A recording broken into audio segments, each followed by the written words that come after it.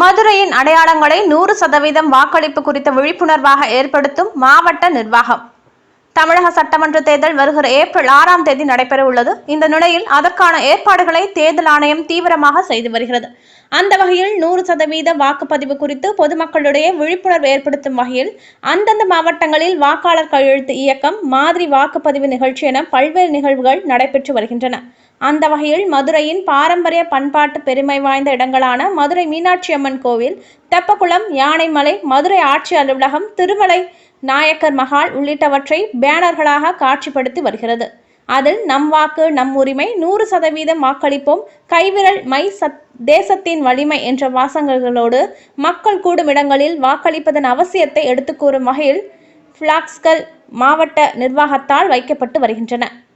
இதன் மூலம் மதுரையில் தேர்தலுக்கான முன்னேற்பாடு பணிகள் மிக தீவிரம் அடைந்துள்ளதோடு இதுபோன்ற விழிப்புணர்வுகள் பொதுமக்களிடையே நல்ல வரவேற்பை பெற்றுள்ளது.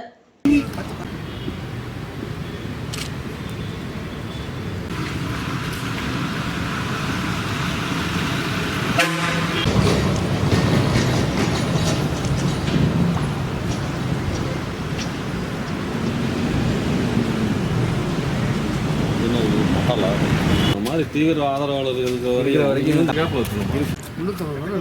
அப்படியே கொஞ்சம் சிறப்பு பின்னாடி உட்காந்துருந்தாங்க. அப்படியே உட்காந்துருக்கீங்களா? ஒரு மணி நேரம் உட்கார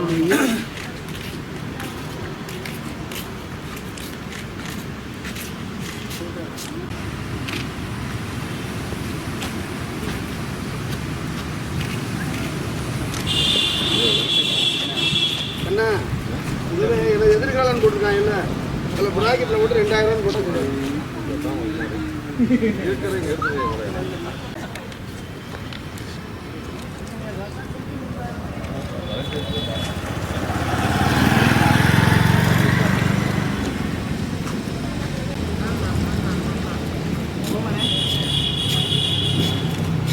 அப்படியே ஒரே நிமிஷம் இல்லைங்க.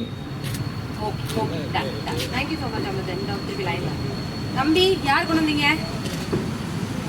இதை ஒரு நல்ல போட்டோ எடுத்து வச்சிருக்க கூடாதா? இப்படி பிக்சலேட் ஒரு HD படத்தை எடுக்கணும்னு கூட உங்களுக்கு தோண மாட்டேங்குது. மேடம் லைட் இருங்க சார், நானே திட்டிகிட்டு இருக்கேன். நீங்கள் எடுத்துக்கோங்க போட்டோ, நான் திட்டி முடிச்சுட்டு வரேன்.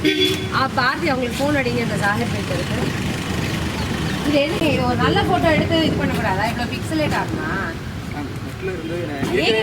தானே இருக்கு பில்டிங், இதை போய் நெட்ல தேடணுமா? இது ஒரு போட்டோ எடுத்துட்டு போக கூடாதா? ஒரு DSLRல இவங்க யாராவது எடுத்தா கேட்டா எடுத்து கொடுக்க மாட்டாங்களா? எப்படி உடஞ்சிருக்கு பாருங்க படம். இதுல இருக்குதுங்களா? இதுவும் நல்லா இல்ல.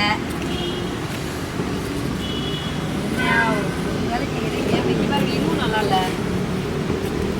மீனாட்சி அம்மன் கோயில் ஒன்று ஓகே, தெப்பக்குளம் ஒன்று ஓகே, கலெக்டரேட்டை சொதப்பிட்டீங்க. இது நல்ல படம் ஆக்சுவலா.